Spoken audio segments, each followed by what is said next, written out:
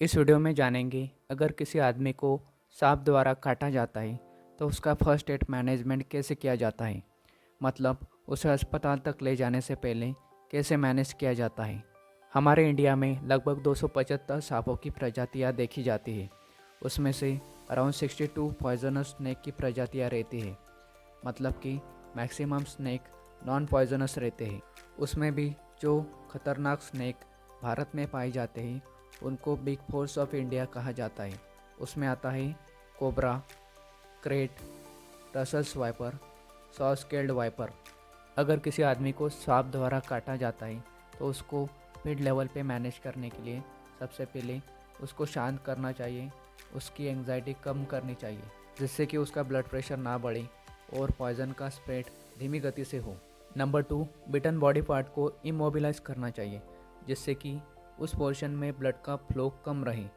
अगर अस्पताल ले जाने में ज़्यादा देरी हो रही हो तो उस बॉडी पार्ट को स्प्लिंट किया जाता है जिसमें कि कपड़ा या फिर बैंडेज को बिटन बॉडी पार्ट और उसके ऊपर रैप किया जाता है विथ मिनिमम प्रेशर, और उसके बाद उसको लकड़ी द्वारा सपोर्ट किया जाता है जिसकी वजह से वो बॉडी पार्ट इमोबिलाइज हो जाता है।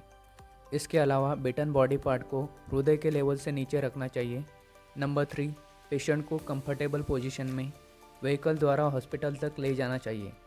याद रखें, पेशेंट को चलने नहीं देना चाहिए। इसके अलावा कुछ चीज़ें ध्यान में रखनी चाहिए जो कि पेशेंट के ट्रीटमेंट में इम्पॉर्टेंट रोल प्ले करती है। Number 1, timing of snake bite.